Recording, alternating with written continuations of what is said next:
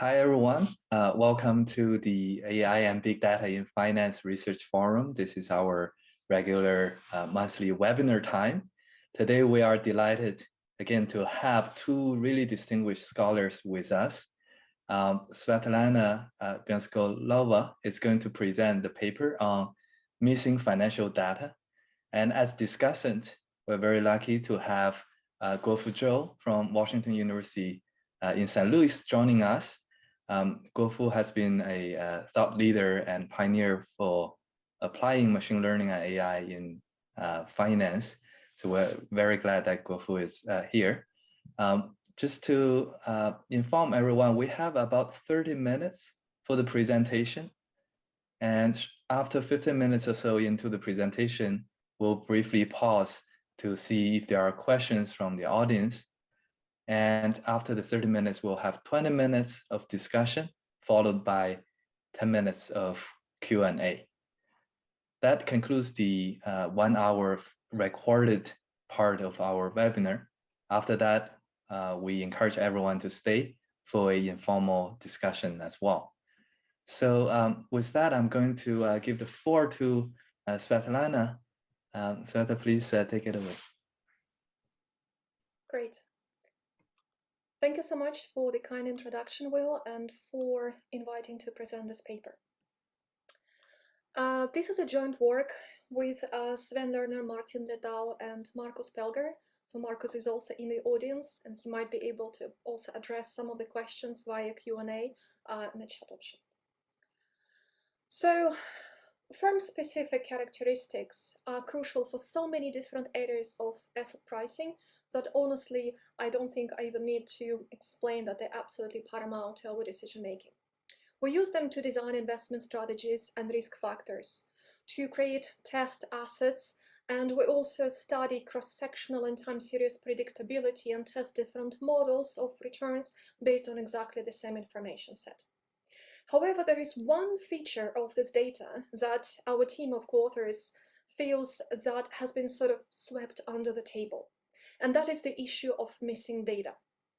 Characteristic data is missing at different periods of time for a large number of firms.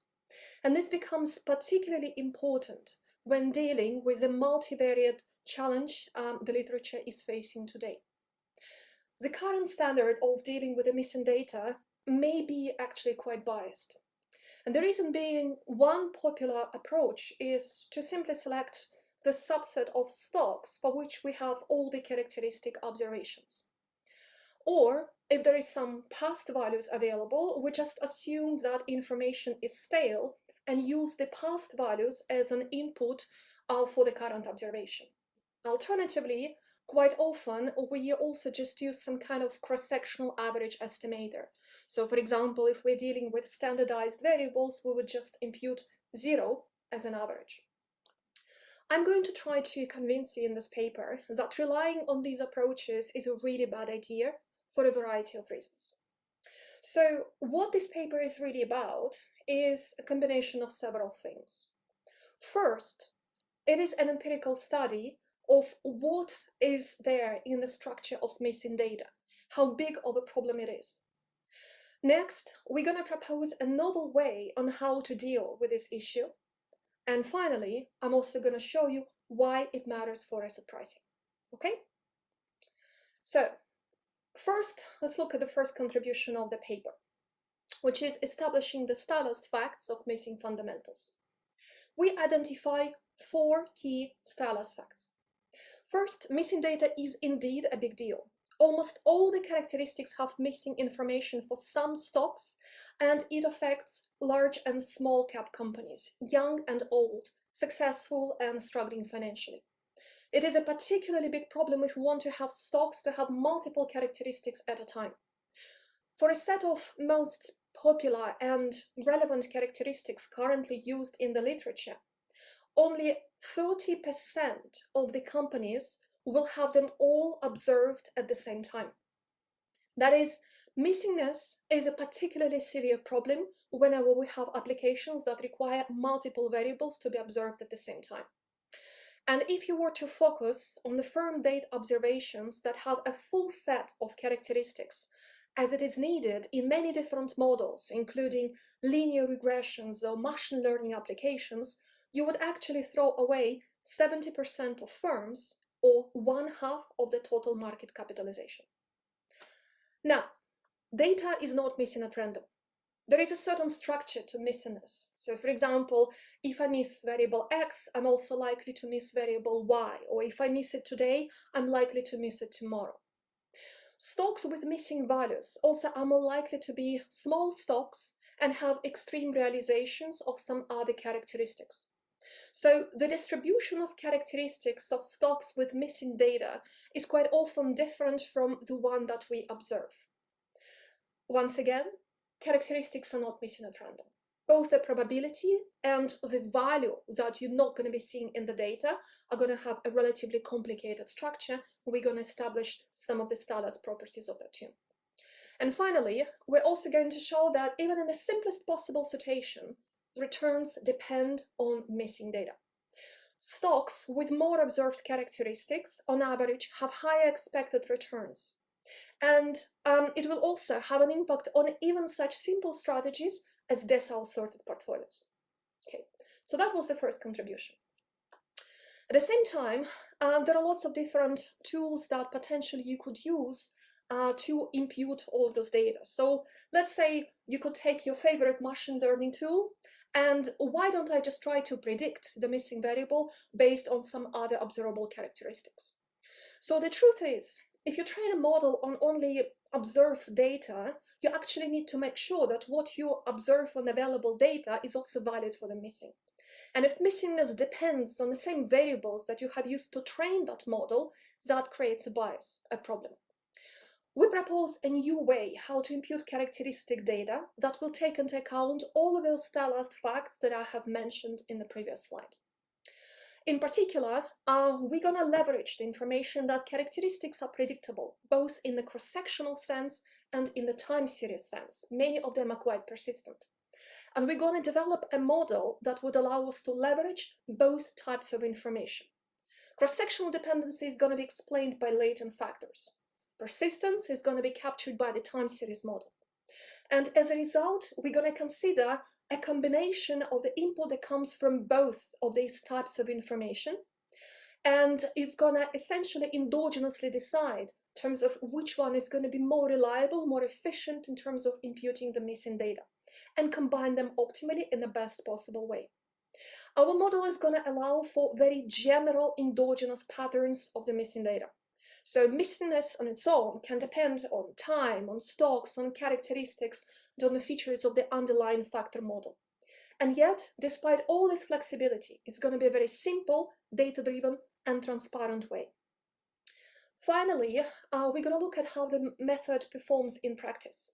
And we're going to show its comparison to the most widespread, the popular used empirically approaches, and we're going to argue that it leads to 40–50% reduction in the imputation error relative to those benchmark. So, in other words, it works. Okay? As a byproduct of this paper, what we hope to provide is a reference data set for all the researchers, kind of similar to the data we all download from CRISP and CompuStat, that could be used for all the follow-up applications. So that is going to be the data that contains imputed values, useful for all of the different settings. Okay?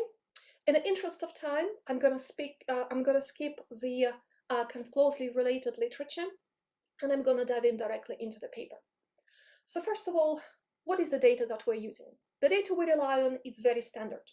It's the usual universe of CRISP and CompuStat firms, and we have usual outliers, usual filters for outliers, exchanges, and so on and so forth. Our sample starts in 1967 and finishes in 2020, and we consider a reference data set of the most popular 45 characteristics related to value, profitability, intangibles, the usual suspects. Now, this data set is absolutely standard. So the first question we want to see is missing data. How big of a problem it is? This figure shows you the number of firms available at different time periods, where the black line corresponds to the total number of publicly traded firms, and all these other lines below it shows you the number of firms for which we have observations of a specific characteristic. what's the takeaway here? Almost any characteristic, even the most popular, such as book to market, profitability, investment, leverage, are going to have missing data available at different points of time. The number of firms for which we have these missing observations is large in both statistical and economic sense. And there, of course, is going to be substantial variation, both cross-section and over time. But this problem becomes even more pronounced when we're looking at multiple characteristics at the same time. What this figure shows you, and in particular the solid blue line at the bottom part of the figure, is that if I were to look at the set of firms for which I have the observations for all 45 characteristics which are so widespreadly used in modern applications in asset pricing, you're going to see that they constitute at most 30% of all the stocks. And most of the time, they actually were responsible for even less than 30% of the total companies. So if I were to look at a fully observed panel, it may lead to a substantial sample selection. So this is going to be important for panel models, for models that rely on latent factors, for predictability that is achieved with linear regressions or machine learning, all of those examples. Now, missingness is not just a feature of small cap firms. Back in the days, in the 70s, in the 80s, it is indeed that they were much more of a problem of a company that had small market cap, but that is no longer the truth. Over the last 20 years, missingness has been a feature of both small and large cap almost alike. It is also a feature of data that is available at both monthly and quarterly horizon, again, especially in the last 20, 30 years. But it is also naturally expected that for the quarterly data, we potentially can see a bit more patterns of missingness because that usually corresponds to accounting level variables. When are characteristics missing? It is tempting to say that, well, probably it's just the young firms, the small cap firms that are going to be missing the data. That is actually not true. Missing data is a feature of firms of all sorts of characteristics and all sorts of stages of their life development. So it is true that some of the characteristics are going to be mechanically missing for young firms. So think about momentum, or let's say long-term reversal. You need to have a history of returns long enough to physically compute that characteristic. Yet, there are many types of characteristics that are simply never really have been observed for a particular company. And that is the one that we refer in this figure as the start. That does not necessarily mean the first observation. It just means that there does not exist a previous observed value. Some of the characteristics are also missing in the middle of the sample. Others are going to be missing towards the end. To give you a simple example, about 42% of all the companies in the CRISP universe do not have the data for R&D. And this is a feature, again, that is going to be prevalent for firms in all their life stages. So imputation, whatever is the method that we're using, also needs to allow to deal with these type of problems. So that whenever some of the past available information is out there, we might have to use it. We might want to use it in our imputation. But if there is no previously observed information, we're going to have to impute the missing data based on something else. What is that something else? In our case, the answer is going to be cross-sectional information. Before we go there, let me notice a couple of more things about the properties of the missing data. So first of all, it is indeed that small stocks in general are going to have a little bit more of the missing characteristics. However, the extent to which the size of the company is going to be affecting those patterns varies a lot over different characteristics. So, for example, for things like book to market, there is almost no difference between whether I'm a large cap or a small cap company for me to miss that value. But for things related to, let's say, investment, that difference is going to be quite pronounced. So our model needs to be able to handle this type of dependency as well. And finally, which characteristic realizations are going to be missing? It turns out that the firms that are usually going to be belonging to the extreme deciles or extreme values of the underlying characteristics. So think about extreme value or extreme growth or firms that have very low or very high level of investment. These are the types of firms for which I'm going to have more missing of the other data. So in other words, these obscure firms, they are often going to be ending up in the extreme kind of deciles of the returns. And this matters for asset pricing because, as we know, these are exactly the type of firms that typically are going to be identifying different underlying pricing mechanics. So endogenous missiness here matters, and that is also going to be something that we're going to have to address. So what do we do empirically? Once again, I've already mentioned that there is different types of information that we're going to rely on in the data. The first one is the time series dependence. Many characteristics are persistent. So characteristics here are going to be sorted by their sample average order correlation, where on the left you have those which are most persistent, such as long-term reversal, betas, or for example, market cap. And on the right-hand side, we're going to have those that are least persistent. Think about idiosyncratic volatility. It's almost completely idiosyncratic. So we want to have a model such that if we're dealing with persistent data, it will try to leverage this information whenever possible. The second thing is characteristics are cross-sectionally correlated. Think about all the different proxies for investment or profitability. Of course, they're going to be based on more or less the same information set, and as a result are going to be closely related to each other.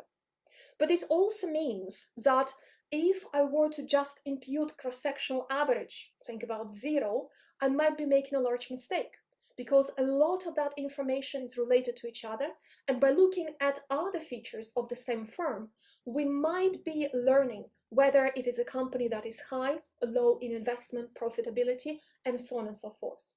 And this correlation structure is quite complicated, which is denoted by this pairwise matrix of correlations on this graph. Our model is going to try to exploit both of these sources of information. Svetlana, maybe we can take a very quick clarification question from the audience. Absolutely. Robert Entrican was asking, is there a difference between missing data and erroneous data? That is an excellent question, Robert. To be honest, some of the obvious data outliers that are probably going to be mistakes, they could be filtered using, conventional data transformation. So think about some negative values for the variables that otherwise should always be positive and things like this.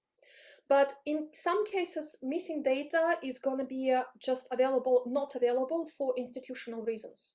So for example, NASDAQ listed companies, the trading volume was not available back in the days, and it is now.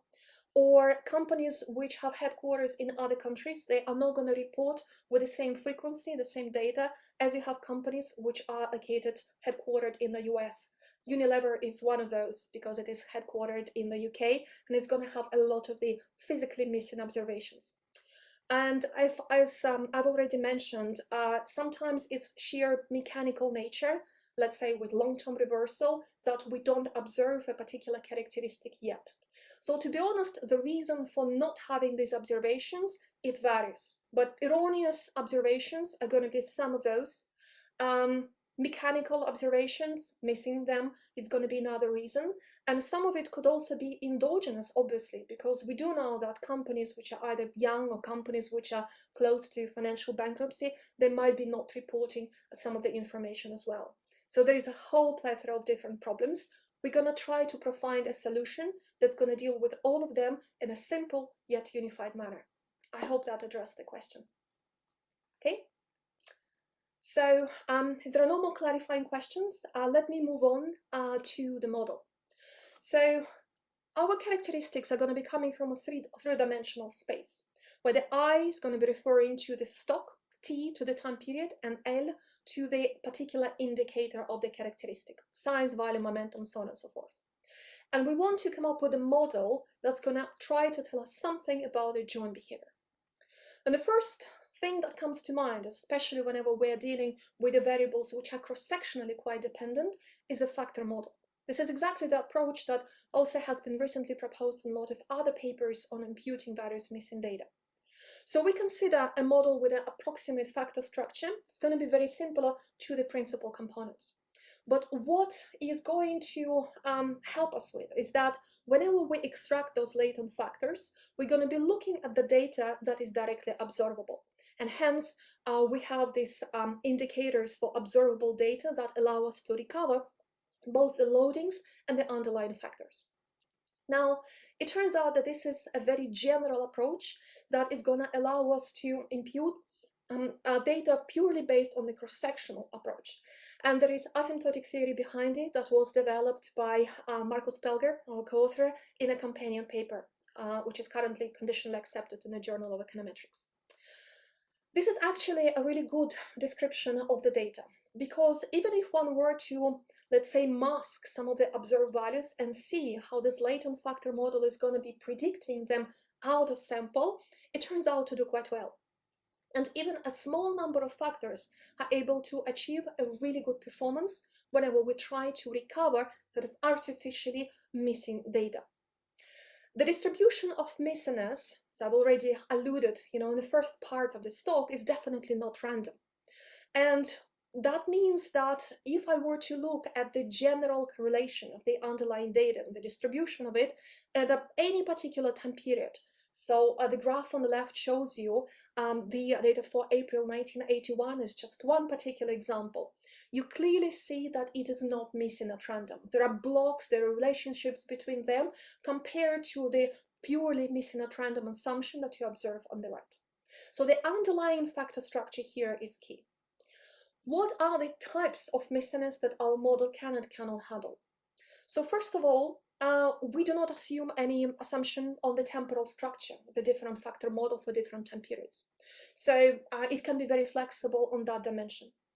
We allow for characteristic-specific heterogeneity. So it's not like all of the characteristics have to miss in exactly the same way. Not at all. They can be very different. Missiness can depend on the underlying features of the stock. So, for example, small stocks might have more missing data, and our model is going to handle that as well automatically. Missiness can depend also on stock-specific factors. That is also part of the model. And in other words, the model allows for a very general patterns of missiness that are going to be consistent with a lot of the stylized feature that we see in the data. And we think that this is a particular strength of it. But now that we have this cross-sectional bit, how do we add the time series information? Very easy.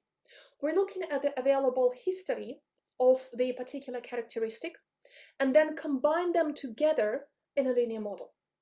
As a result, we are going to be running essentially a linear regression on whatever is coming up from purely cross-sectional dimension and whatever is coming up from a purely time series dimension available for that data. And this allows us also to endogenously decide which of the prediction method is going to work best. So in the paper, we're going to consider a whole class of different methods that incorporate different types of information. And they are listed in this table from the most general, the least restrictive, to the most restrictive at the very bottom. So for example, at the top, we have the method that we call the backward and forward imputation, because it incorporates information about the factors and loadings, both from the future and into the past, kind of like an in-sample estimation. And also, of course, the prior history of the characteristics, if there is one. The backward model is going to be the one that combines the time series and cross-sectional dependence together, but it has no forward-looking bias. So it can be reliably used completely out of sample. And all the way at the very bottom, you have actually the most popular currently used method for the estimation, which is just imputing the median, which in our case is going to be simply 0 because we're dealing with the standardized predictors. So the method also allows for local and global models. That is, the factors can be time varying, the structure can be time varying, and we're going to be still recovering in real time. Empirically, we're going to be comparing the performance of these methods on a variety of metrics. So let me show you some of the examples. So first of all, we can look at the missing data by creating artificial missing blocks, either by assuming that it's missing at random or assuming that it's not missing at random. For example, the data can be missing in whole blocks of, let's say, 1 year. We're also currently working on the extensions to the paper, which much more complicated settings of demonstrating these endogenous missing patterns and testing the model there. But I think this is a really important feature because that's precisely what we see in the data. Data is not missing at random. So testing the performance of the model on just, randomly omitting some of the observations is not going to be revealing the true performance of the method. So what we see is that regardless of different techniques or different methods, whether we're dealing with monthly characteristics or quarterly, the methods that combine information both in the time series and in the cross-sectional sense, they're going to be performing best, even when we're dealing with a block missing, which is much harder than the traditional missing at random assumption. Our method is also going to be performing best relative to all the existing alternatives that are popular in the literature, regardless of when we are dealing with the types of missingness. At the start of the sample, where the previous time series observation is not available. At the middle of the sample, where the model endogenously combines the time series and cross-sectional information together. Or at the end of the sample, where the similar takes place. And the improvement of our imputation methods relative to standard, let's say median or previous value type of imputation, usually is by a factor of 40 or 50%. So it is sizable in both statistical and economic sense. Let me give you some illustrations. This is the case of Microsoft and a very persistent characteristic. That is the market cap of the company. And you see that obviously the blue line, which stands for the cross-sectional median, would actually impute completely wrong the value of the underlying characteristic. Our method is going to be recovering with almost 100% accuracy. This is also true for much more varying, much less persistent variables, such as operating profitability, where depending on the types of missingness, in this case they are denoted by these blocks of the gray color, you also see that all of our methods are going to be recovering as well. And even when we do not have any forward-looking bias, so rely only on the information available in exactly real time. And similar can be also said about the types of characteristics which have almost non-persistency. So for example, idiosyncratic volatility. Again, our method is going to be able to recover to a large extent exactly the level and the dynamic of the underlying characteristics, even though it's going to be completely impossible to do with something like imputing the median. Overall, the comparison of the methods is clear, and it works better for some characteristics than others, but by and large, it is a very efficient procedure that provides a universal solution to all sorts of variables. And as I have already mentioned, the method endogenously allows to decide on what type of information is more useful for this type of prediction, whether it is time series or the cross-section. And this is what you see in this figure, which shows you that whenever we are trying to predict characteristics which are persistent in the time series, the method endogenously puts higher weight on the time series part of the prediction. And if the characteristics are almost non-persistent, like idiosyncratic volatility or short-term reversal, then it largely relies on the cross-sectional information only. Finally, the method works well whether we allow for the time variation of the underlying factors, whether dealing with the global methods. Depending on some characteristics, again, it could benefit from allowing for the time variation, but by and large, we have found out that it is surprisingly stable over different time periods. Now, lastly, in the couple of minutes that is left, let me briefly talk about some of the asset pricing implications in the simplest possible sense, so that I can convince you that it really matters empirically. What you see in this graph is a simple market strategy. Market strategy that is just buying all the available stocks for which we have observable or missing some of the variables. And what you see is that on average, stocks that have observable data, they have a significantly higher rate of return compared to the companies that have that characteristic missing. Notice that this does not have anything to do with long-short. This is a long-only type of strategy. This type of dependency we see across the decile sorted portfolios as well, where depending on the variables that you're going to be used for sorting, you can see that the impact of missing data can be quite large depending on the deciles and on the underlying information. So it affects market rate of return, and it affects such simple strategies as long-short portfolio. And the reason it matters is because whenever we're looking at requiring more and more observation, more and more transparent companies, if you want, it turns out to affect both of their expected returns and the volatilities. So it could have an impact on a lot of the pricing features that we establish in asset pricing models. These are the types of the results that I have shown you that are the most basics that you can imagine. You know, what could be simpler than just buying the whole universe of stocks? So we have complete confidence that the impact of missing data is going to be even larger whenever we're going to be talking about much more detailed applications.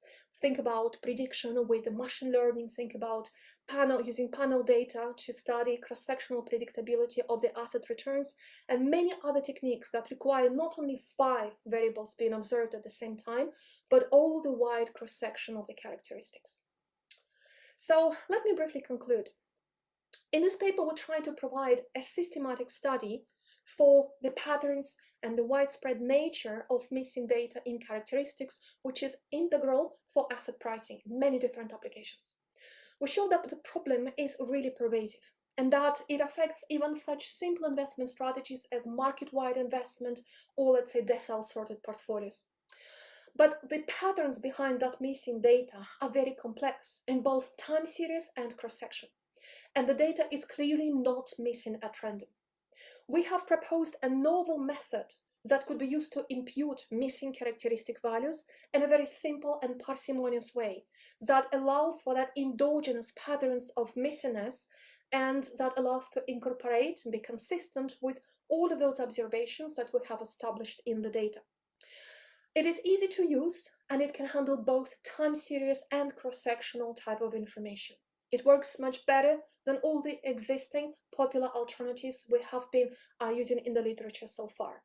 And finally, we think that even if this problem might have a relatively, limited or maybe not such big of a problem today, although we clearly see that it has a massive effect on even simple investment strategies, we think that its impact in the future is going to be even larger.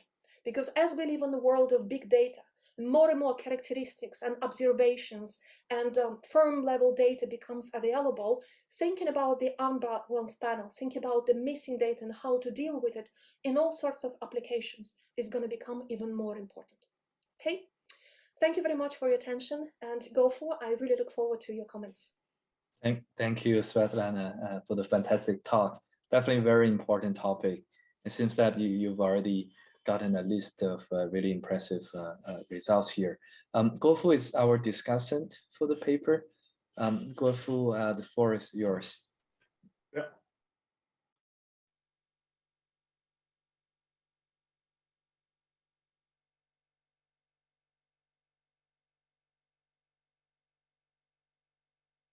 Are you able to see the slides? Yes, we can see the slides. Okay, yeah, thank you. First, thank you and the conference organizer for inviting me to discuss this brilliant paper, this fun paper. I really enjoy reading it. I'm happy to discuss it. Also, I thank Will for his kind and generous introduction.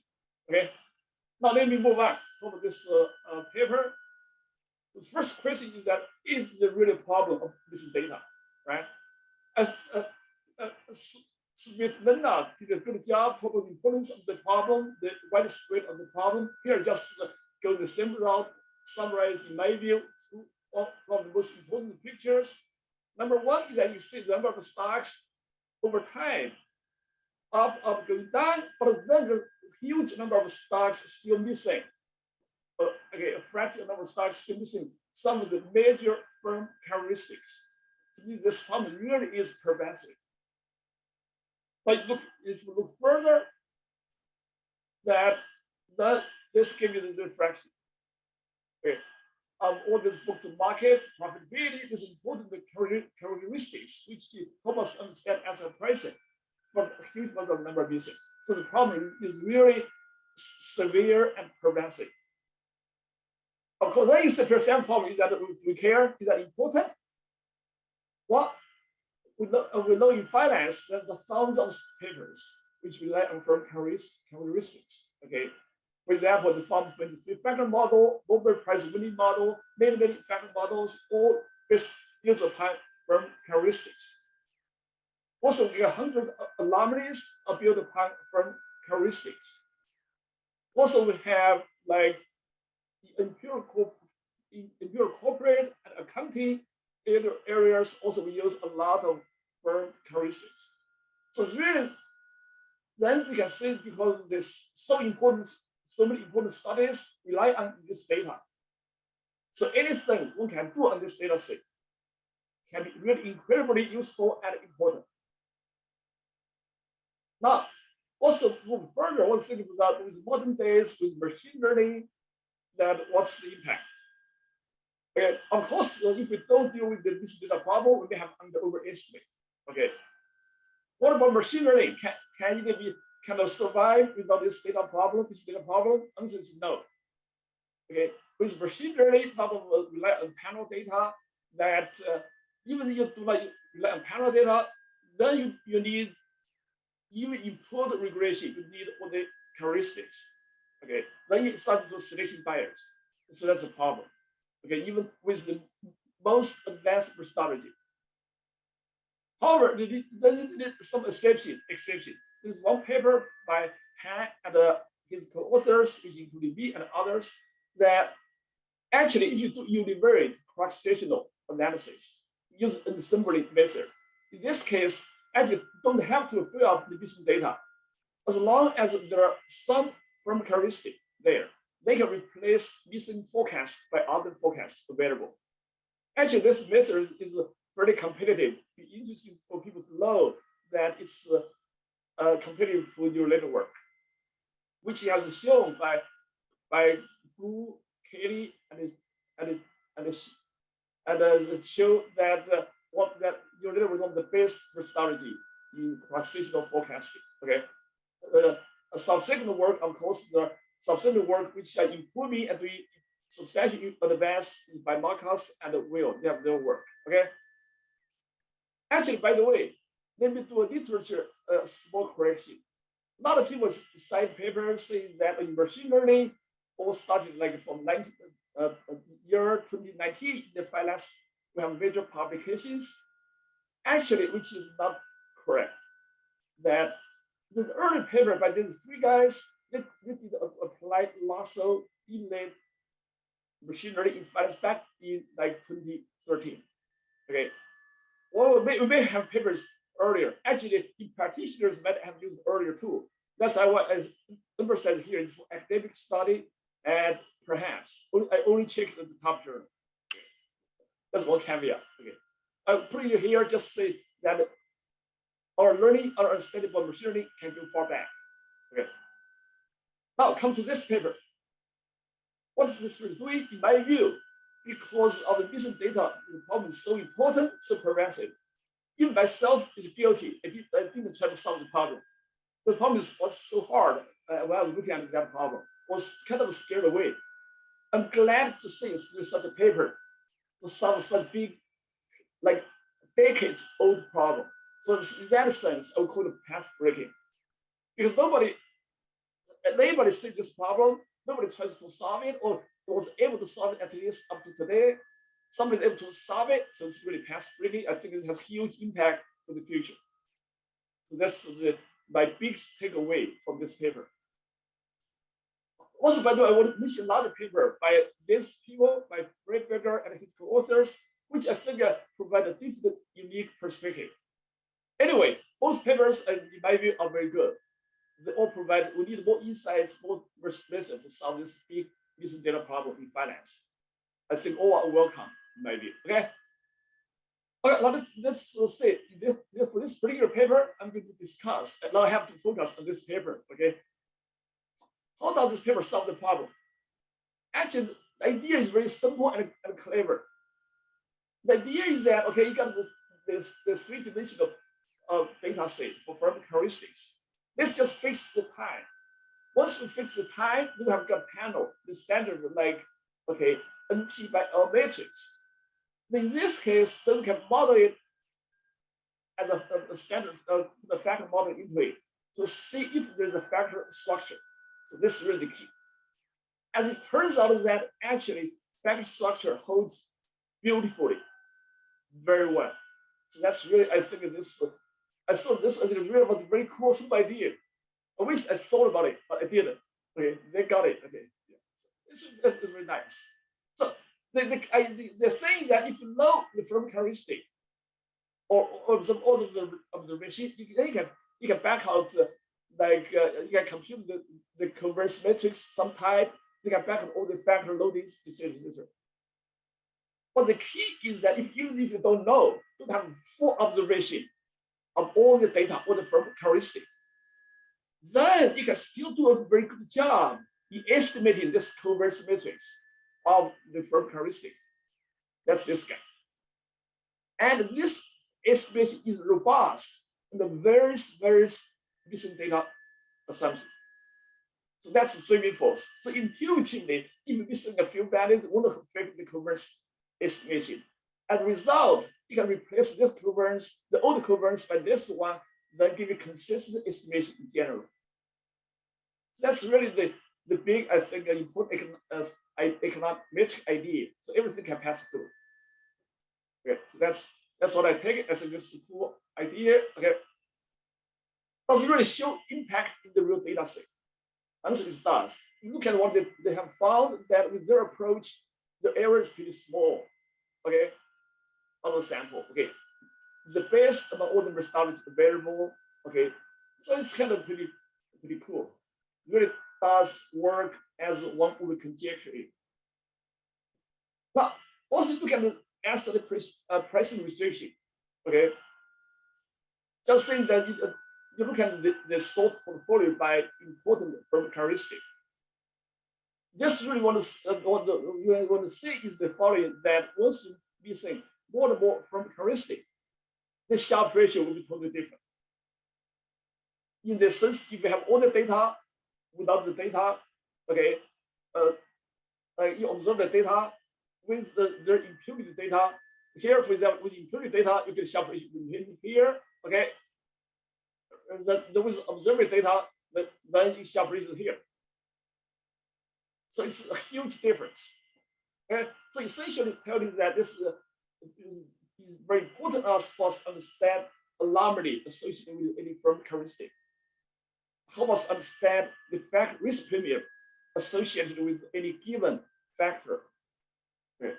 As far as I see, this is the second most important implication of the paper, the asset pricing implication. Now come to my role of discussant. I have to raise questions, right? I have to give them some potential by direction might help improve the paper. One thing I think might be is that the paper can be like more in detail talk about the missing, like rather missing complete rather, what's their like probabilistic implication.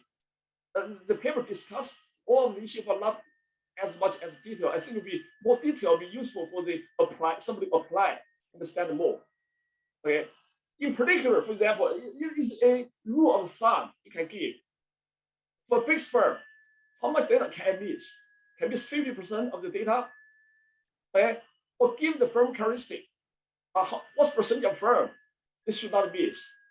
What's missed, then the results may not be reliable. So give some people more yardsticks or more numbers, so people can have a better idea. So another reason why is that because the paper is also very important, not only for firm characteristics, can also be applied to mutual fund, hedge fund, currency. They're all the cross-sectional characteristics. Then people can have some idea, okay, how many data I can afford to get missed. I'm not sure you can give guidance on this aspect, okay? But at least I think if there's some guidance in this aspect, I think that'd be useful. The other one, of course, is the impact of different missing, okay? The other, what's error will get you identify the K in the characteristic, okay? Is that really the K itself, okay? Is that consistent? If it's consistent, then what's the volatility? How would like the missing data degree? I agree with like consistency. certainly different type of missing, different degree of missing will impact understanding the error of the estimation and eigenvalue, eigenvector. So essentially that the error, I know that there's a lot of paper, companion paper, forthcoming in Journal of Econometrics, but I think this paper, if we can provide some of the asymptotic, or some of the result about impact about standard error, be probably useful to someone like me who may apply this approach elsewhere. Another issue for interpretation. Once you have the firm characteristic, you have a factor model structure. Suppose 10 factor for the firm characteristic. The question, what do they mean in terms of economics? Are they all about like, okay, for example, like this paper. This relates to a chart which I like. Okay, the beautiful chart, like music. Okay, but actually this is divided all these anomalies or firm characteristic into like 13 groups. This is very not written by me, written by these 3 people. Okay, pretty nice paper, nice graph. Okay, so my question really is that it'd be interesting if you can like put your characteristic factor kind of into kind of this kind of easily interpretable economic category. That'd be very, I think it'd be very interesting. Then we'll be thinking how many really main category of firm characteristic that drive all the firm characteristics. Then we can potentially examine further. Are the investment characteristics more severe subject to the problem, or probability is more severe, or other kinds, or leverage? So I think that one, if we can come up with the economic interpretation, I think that's really cool. Okay, then we can really understand which one is the most important, which one is least important in terms of more economics, whatever. Okay? Now, suppose it's hard for you to explain economically what the PSA is. Actually, there's a solution. Okay, actually, Markus himself has done a paper how to make PSA interpretable. I have a paper with my colleague too, but Markus was beating us. His paper was posted 6 months earlier at SSR before us. So he's the first. But our paper focus is a bit different. We try to apply to macro, try to make macro interpretable. Then we come up with the macro factor, which kind of is the first time in history of finance that to say macro factor actually can do as good a job as a firm characteristic factor. Previous study all found macro factor just garbage, cannot explain the correlation in stock returns. But this paper we find it does. So it's kind of interesting. Anyhow, that I want to mention here because that can help to interpret the firm characteristics. Because you have this converse matrix here, then just impose loss of restriction. Just impose this sparsity. Okay. On the coefficients, on the loading, on the eigenvectors, okay, or including the loss on the eigenvectors. Okay, then you may find maybe trading friction. I can interpret the first one as trading friction. Okay, and the idea and the algorithm for this one is well developed. It's pretty easy to implement, convert very fast. Okay, just based on this paper. Anyhow, this a lot of direction. I think that your paper can be potentially become even more interesting. Okay. Now, maybe talk all more about asset pricing implication. You already talked about it in the paper, but I thought a lot of things would be also very cool, very interesting in the following. Suppose you found like, okay, 10 characteristic factors. Then can we claim that actually the all there is to drive stock returns? Then can we claim there are only 10 factors for the stock return? Okay?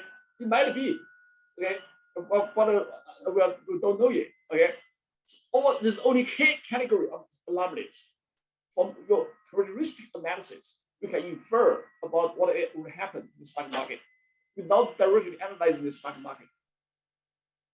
Another thing, of course, that is that the risk premium has anything to do with the eigenvalue, with the structure,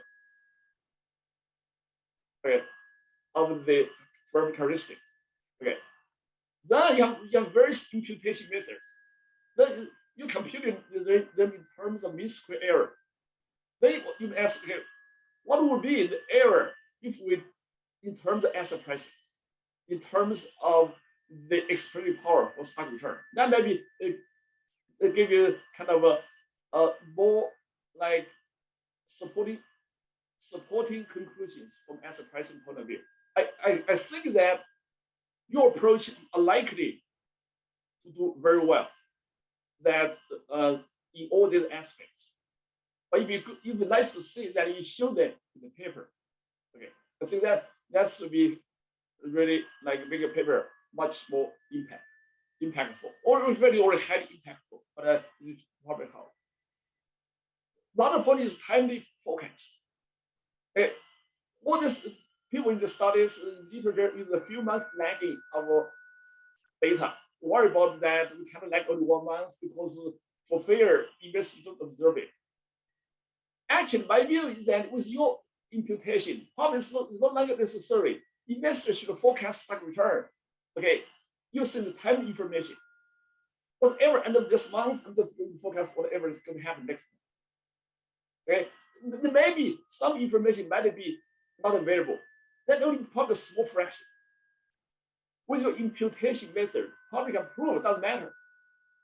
As a result, when we do our research, we should always use the most recent data to not underestimate the predictive power of our data. Because if we lag our data 3 months, 6 months away, then probably a chunk of the predictability already disappearing.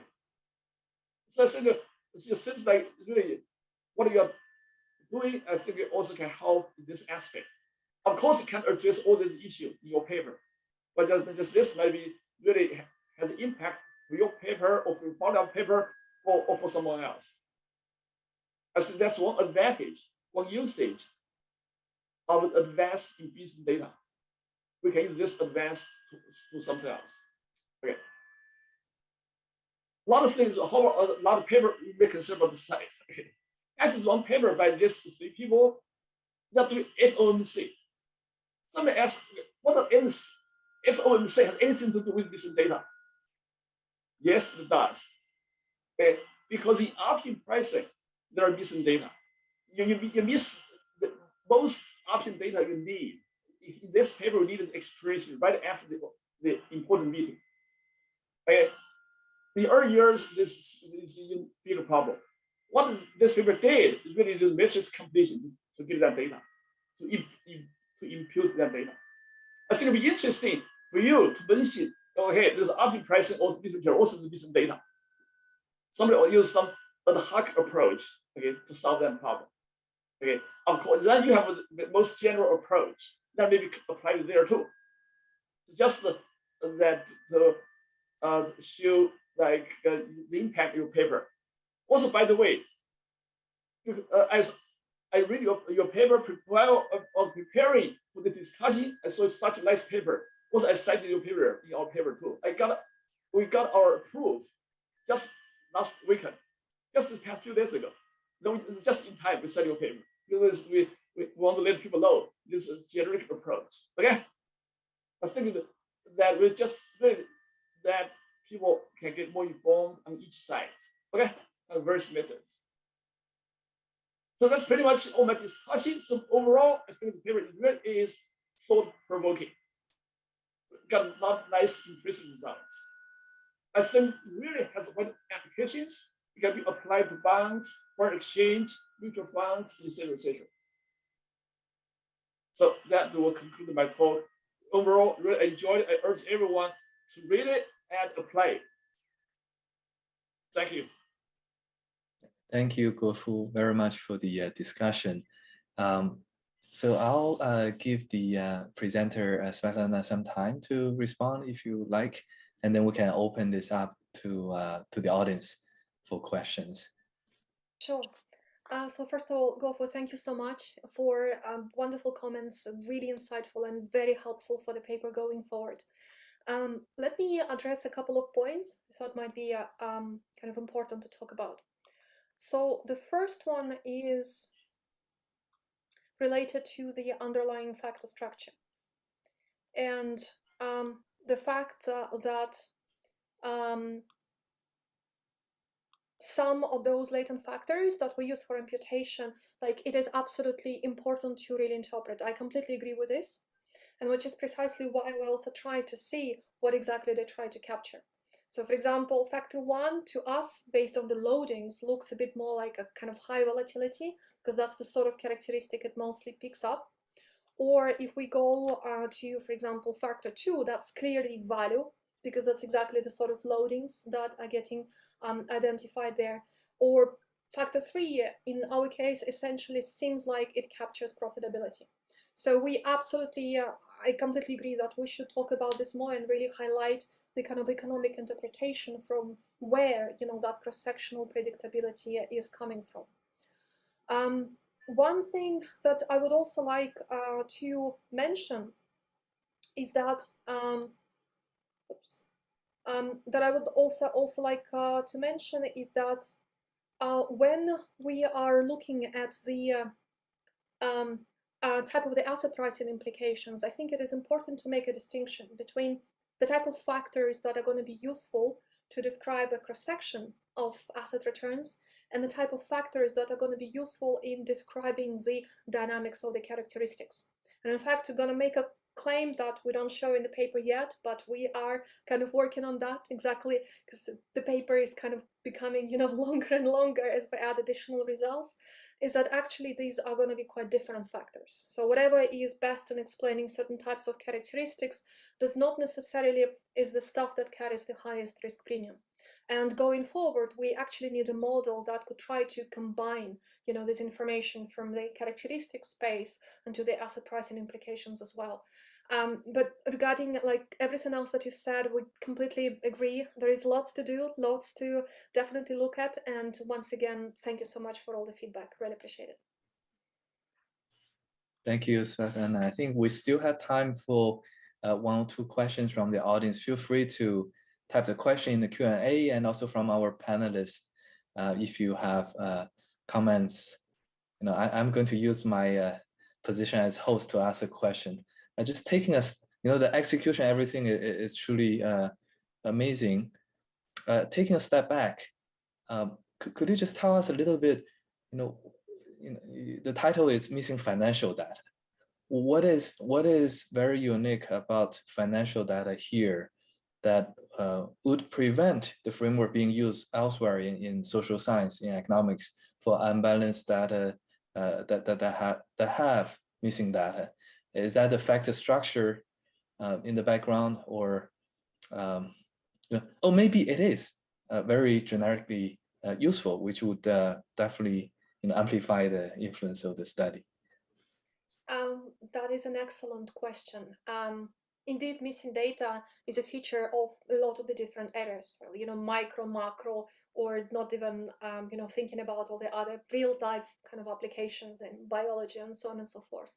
I think what makes financial data relatively unique is that we tend to have panels which are large in both time series and cross-sectional dimension. And this is something that we do not often see, let's say, in labor or in macroeconomic applications, where usually it's sort of like one of the two. But clearly, the methods that we develop here, they can also be incredibly useful for other cases as well, because a lot of the kind of both cross-sectional and time series persistence we see in other data sets as well.